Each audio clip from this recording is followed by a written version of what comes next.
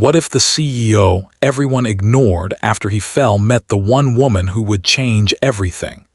It happened so fast that most people didn't even register it.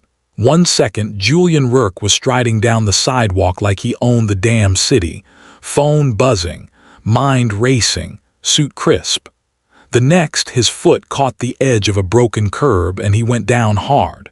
Not a graceful stumble. A full-on, briefcase exploding, papers flying everywhere kind of fall. The sidewalk was packed, morning rush, people everywhere, and yet no one stopped. Before we continue, please tell us, where in the world are you tunning in from? And if you believe that stories of kindness, everyday miracles, and ordinary people deserve to be shared even further. Don't forget to subscribe so you won't miss any journey like this one. If this story touched your heart, don't forget to subscribe and return to our channel for more life-changing, emotional, and heartwarming stories. Shoes passed inches from his hands. Someone muttered, "Watch it." Another stepped over his tablet like it was trash on the ground. Julian froze on one knee, chest tight, heart pounding harder than any boardroom showdown he'd ever faced. For a man used to being seen, respected, noticed, being invisible hit different. Then suddenly someone crouched beside him. No hesitation, no dramatic gasp, just movement.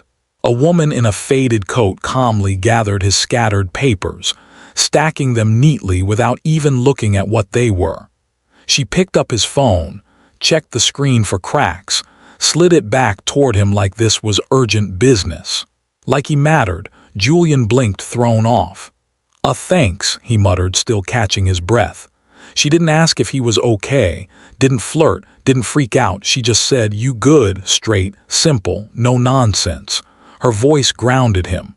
They worked side by side for a few seconds that felt way heavier than they should have. Julian noticed things, how she grouped documents instinctively, how careful she was with his stuff. Her shoes were worn but clean. The kind of worn that said life hadn't been easy, but she handled it anyway. This wasn't someone waiting to be saved. This was someone used to handling chaos alone. When she handed him the last folder, their eyes met, and something clicked. Julian frowned slightly, like a puzzle piece almost snapping into place.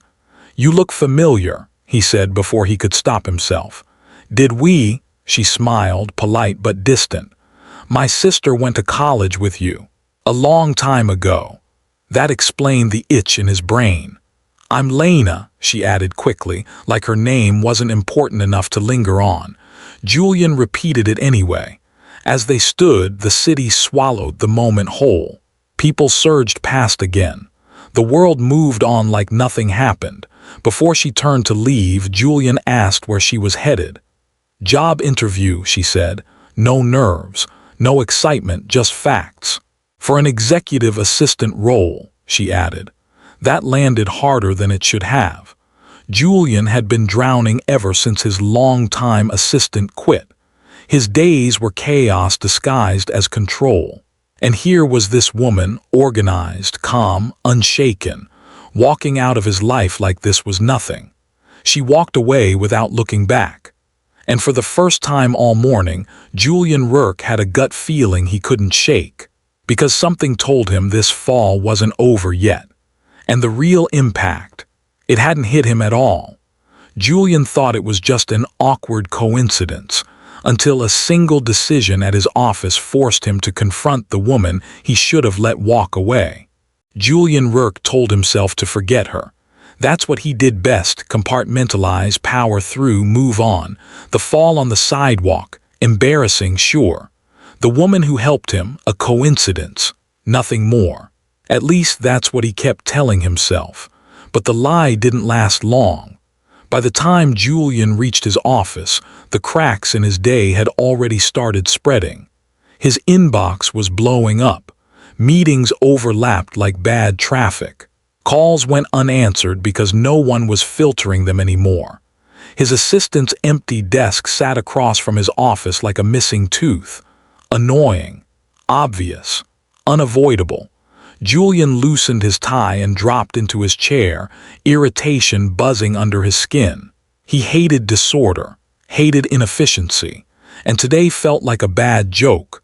Weirdly enough, his mind drifted back to the sidewalk, not the fall, her. The way Lena had stepped in without making a big deal out of it. How she'd sorted his mess in seconds like it was muscle memory. That wasn't luck, that was experience. Professional-level experience. "Damn it," Julian muttered under his breath. Mid-morning, he called HR under the excuse of checking progress. The recruiter rattled off names, strong resumes, polished backgrounds, the usual on-paper perfection. None of them stuck. Julian hesitated longer than he meant to. Then, trying to sound casual, too casual, he asked, "Did you happen to schedule an interview for Lena Harper?" A brief pause on the other end. "No, but we can," HR replied. "She applied last week." Resumes solid. Julian's chest tightened. So she hadn't just been talking, she was actually hustling. "Add her to tomorrow's list," he said, then quickly added, "if she's still interested." He ended the call and leaned back, annoyed with himself. This wasn't favoritism, he told himself. This was instinct. He hired competence, period. Still, the timing felt personal in a way he wasn't ready to unpack. Across the city, Lena moved through her day with quiet determination. She picked her son up from school, listened to him ramble about a science quiz, and nodded like her brain wasn't juggling bills, interviews, and backup plans. She didn't romanticize chance encounters. Life had taught her better.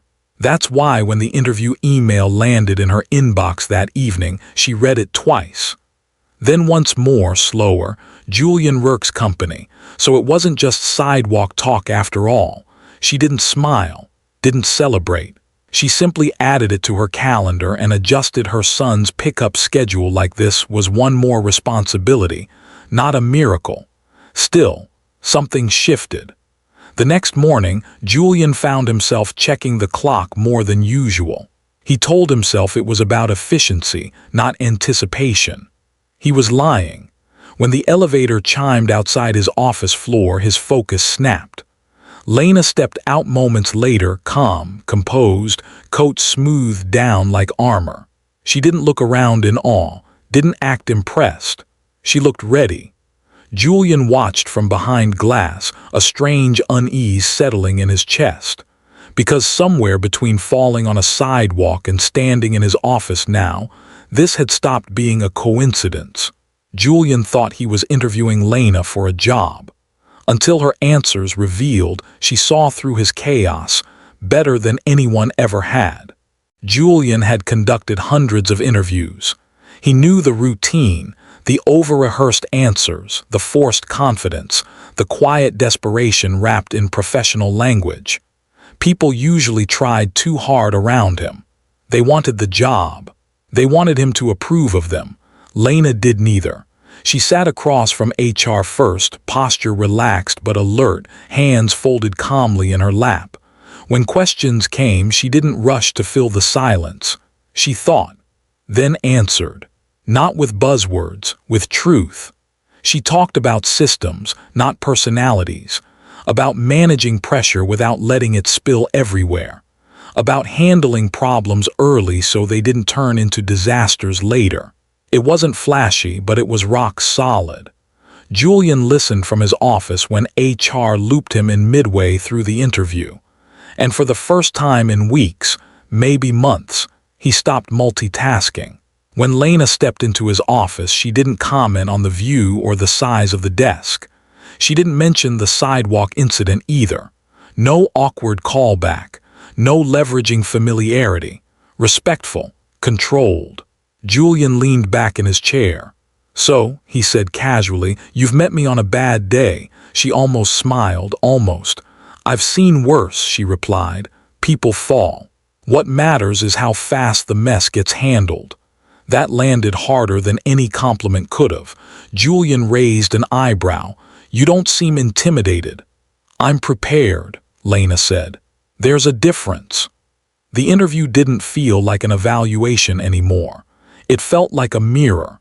She asked him questions most candidates never dared to ask, about workflow bottlenecks, decision delays, and why his last assistant really left. Not accusations, observations. Julian answered honestly, surprising even himself. When she mentioned she had another offer on the table, she didn't frame it as leverage, just transparency. "Stability matters to me," she said, "but so does impact." Julian nodded slowly, his grip tightening on the pen in his hand. By the time the interview ended, the choice felt uncomfortably clear. Later that afternoon, HR confirmed what Julian already knew. Lena was the strongest candidate by far, not the loudest, not the flashiest, the most capable. When Julian called her back in, he kept it professional. No dramatic build-up, no speeches. "We'd like to offer you the position," he said. Lena didn't gasp, didn't grin. She asked about hours, expectations, and boundaries, especially boundaries. Julian respected that more than he expected. She accepted, not because of the paycheck, not because of his title, because the structure made sense. Her first week changed everything, not loudly, not overnight, but gradually. Meetings stopped bleeding into each other. Emails stopped piling up. Julian realized how many decisions he'd been hoarding unnecessarily. Lena filtered the chaos without making him feel stripped of control. For the first time in years, Julian went home with mental energy left.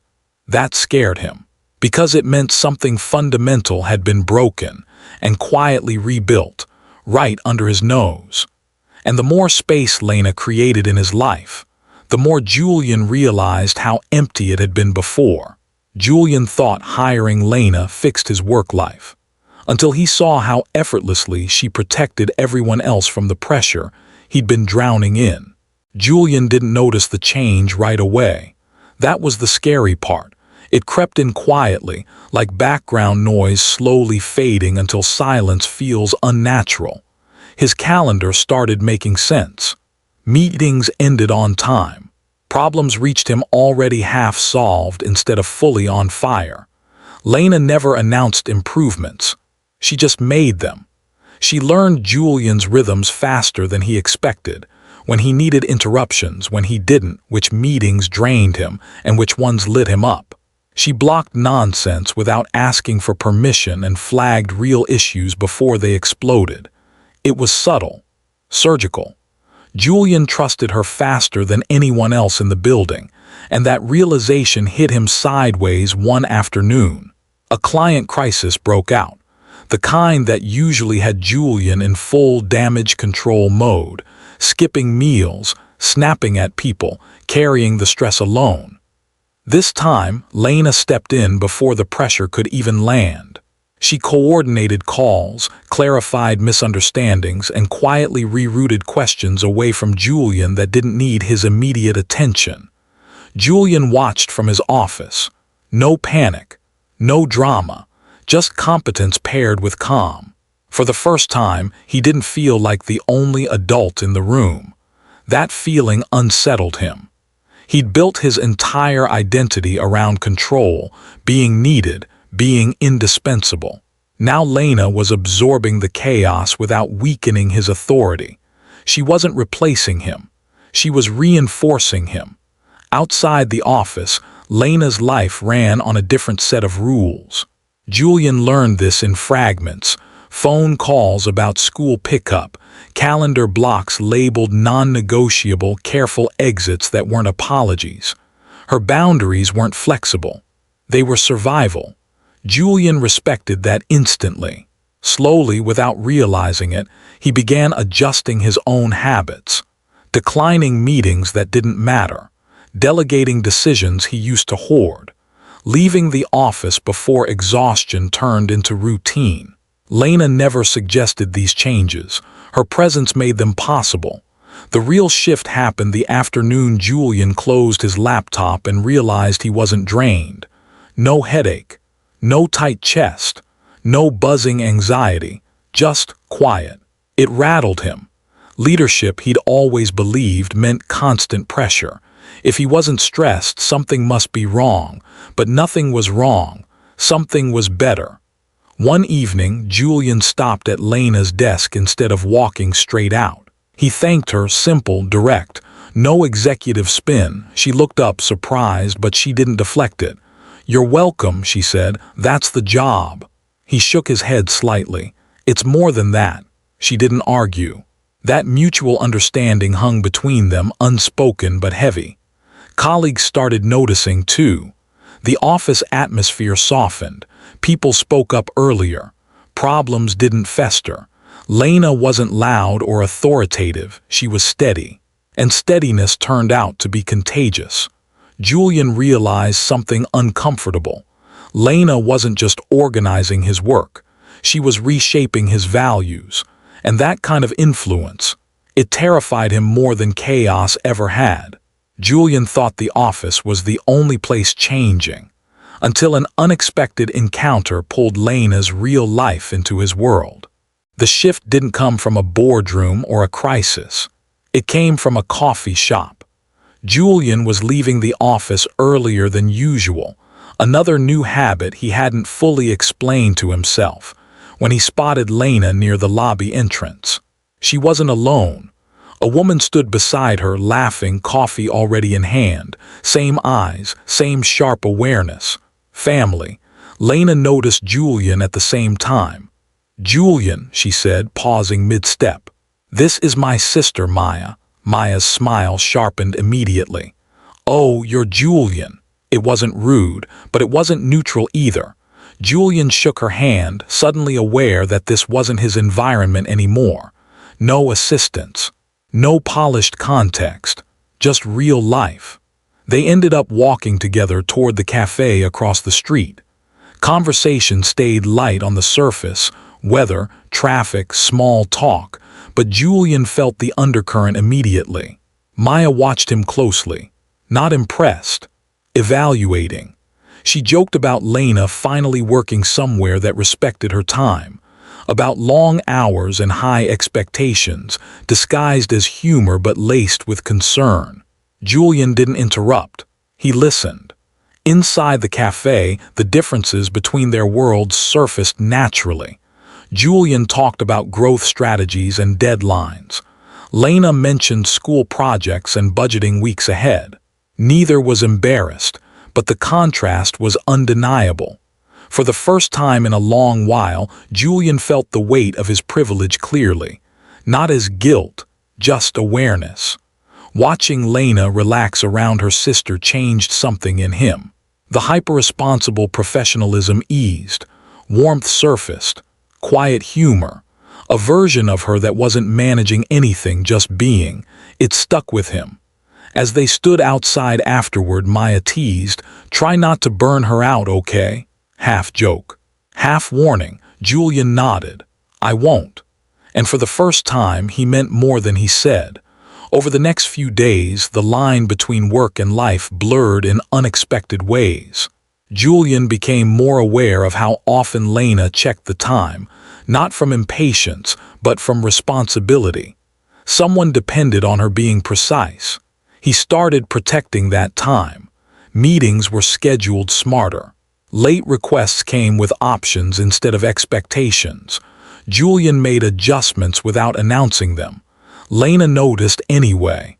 Then came the problem. Her childcare arrangement fell apart midweek. She didn't ask for help. She just worked quietly around the disruption, stress flickering beneath her calm. Julian saw it. "Take the afternoon," he said. No speech. No explanation. Lena hesitated, weighing pride against practicality. Then she nodded. "Thank you." That simple exchange did more than either of them realized. It wasn't about saving anyone. It was about balance. They weren't crossing lines. They were learning how to stand beside each other without tipping the scales. But pressure has a way of surfacing truth. And neither of them realized that a long-buried message, never meant for Julian's eyes, was about to flip the entire story on its head. Julian believed he understood Lena's kindness, until a message revealed what her help on the sidewalk had actually cost her. The message wasn't meant for Julian. That was the part that hit hardest. It came late one evening, forwarded accidentally by Maya with a short follow-up. "I'm sorry, you weren't supposed to see that. Ignore it if you want." Julian didn't ignore it. He sat alone in his apartment, jacket still on, city lights blurring through the window as he read the words slowly, then again. It wasn't dramatic. No anger, no guilt-tripping. Just honesty. Lena had written about the morning they met, the fall on the sidewalk, about being already late for an interview that could have changed everything for her and her son, about knowing she didn't have time to stop and stopping anyway, because she couldn't walk past someone on the ground. She wrote about how kindness wasn't free for her. It cost time, focus, opportunity, sometimes money. But she kept choosing it because that was the person she refused to stop being. Julian's chest tightened. He realized something that made him uncomfortable in a way no business loss ever had. He had only ever seen the result of Lena's strength, never the cost. On the sidewalk, he'd seen efficiency, calm, control. What he hadn't seen was the risk. What followed didn't feel romantic. It felt moral. Julian replayed the past months with new clarity. The way Lena carried responsibility without complaint. The way she protected boundaries quietly. The way she stepped in for him, for others, without expecting return. He saw the pattern. She had helped him stand up on the street, then steadied his office, then quietly reshaped the rhythm of his life. And he had accepted all of it as if strength meant abundance. The realization didn't fill him with shame. It filled him with responsibility. The next morning, Julian didn't apologize. He adjusted. He restructured expectations around Lena's role, built actual backup into systems so the pressure didn't default to her, protected her time deliberately instead of passively. No announcements, no speeches, consistency. Lena noticed immediately. Work stopped feeling like another place where she carried everything. Not easier, just fairer, balanced. A few days later, Julian asked Lena to meet him at a small cafe near the office. Not a directive, a request. "I finally understand something," he said after a moment of silence. "Your kindness isn't effortless." "I treated it like it was." Lena studied him carefully. "I never expected you to carry my weight," she said, "just to see it." He nodded. "I do now." That conversation shifted the ground beneath them. They weren't employer and employee in that moment. Not rescuer and responsible one. Equals. When they walked back to the office, nothing was defined. Nothing was promised. But something had recalibrated. From that point on, kindness wasn't something Lena gave and Julian absorbed. It became shared responsibility. Still, life doesn't shift without resistance.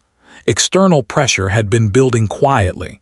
Office politics, unspoken judgment, questions neither of them had asked out loud yet. And soon, those pressures were going to force them to choose not just how they worked together, but what they were willing to protect. Just as balance settled in, outside pressure threatened to tear apart what Julian and Lena had quietly built. The pushback didn't come all at once. It crept in sideways.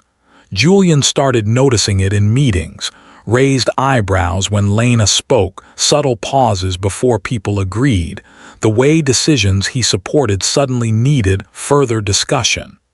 It wasn't loud resistance. It was doubt dressed in professionalism.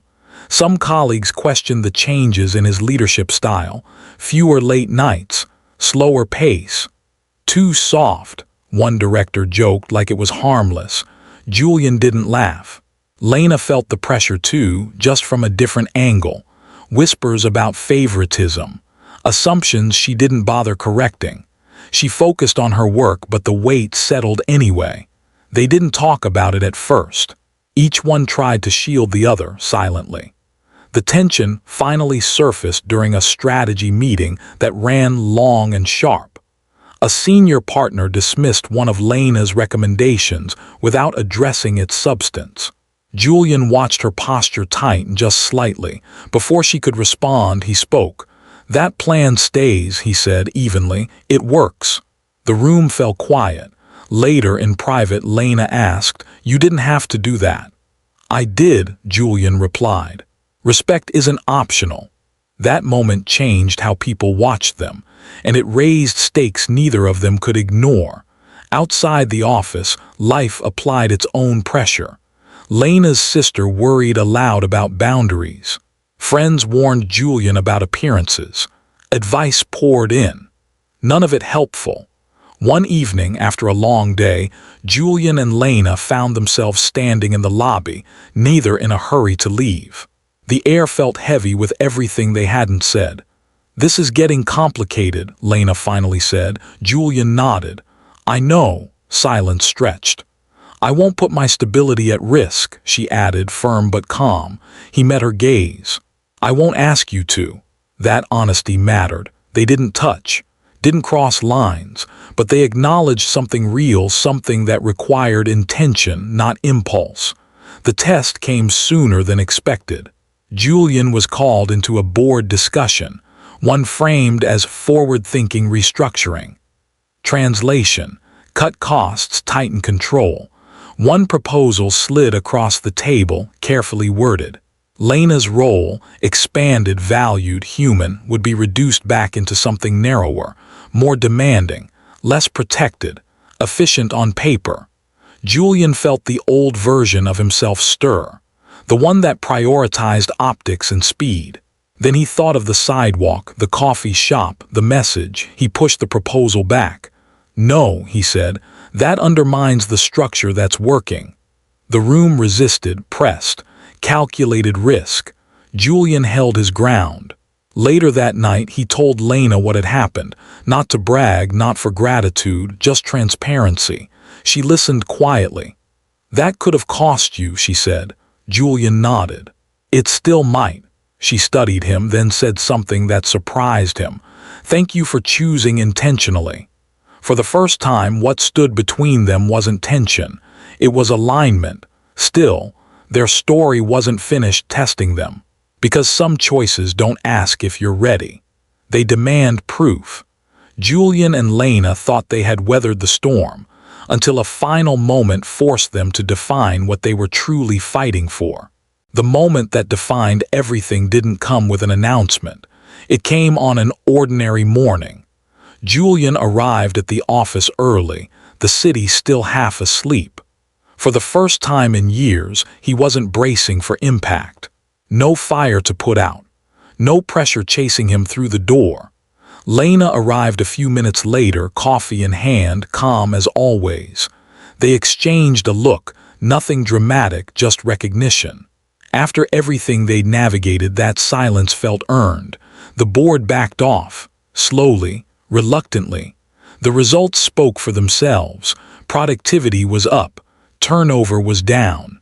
The structure worked because it respected people instead of grinding them down. Julian hadn't fought for Lena alone. He'd fought for a different way of living. Weeks passed, and the tension that once hovered around them dissolved into something steadier. Boundaries stayed intact, trust deepened, work flowed without friction. Then one afternoon, as Julian was preparing to leave, Lena stood in his doorway. "My sister asked me something," she said. Julian looked up. "That sounds dangerous," she smiled slightly. "She asked if I felt safe here, not just employed, safe." The word landed carefully between them. "And?" Julian asked. "I do," Lena said, "because you didn't try to own my kindness. You matched it." That was the moment Julian understood the full weight of the sidewalk fall. It hadn't humbled him because people ignored him. It humbled him because one person hadn't. Not because she was rewarded for it, but because she never expected to be. A few weeks later, Julian invited Lena and her son to a small park near the office. Nothing fancy, just time. Watching her laugh freely, watching her son run without worry, Julian felt something settle inside him. This was the life she'd been protecting all along. That night, standing beside her under dim streetlights, Julian spoke carefully. "Honestly, I don't want to rush this," he said, "but I don't want to pretend it isn't real either." Lena met his gaze. "As long as we keep choosing balance," she replied. "Not rescue," he nodded. "Deal?" Their relationship didn't begin with fireworks. It began with consistency, with shared responsibility, with kindness that ran both ways. Julian became a leader who listened, a man who noticed when people fell and knelt without needing permission. Lena didn't stop being strong. She finally stopped being alone in it, and neither of them ever forgot the morning it started, not as a fall but as a reminder that sometimes the smallest moments reveal who we are. And sometimes the person who stops to help you stand is the one who changes the direction of your entire life.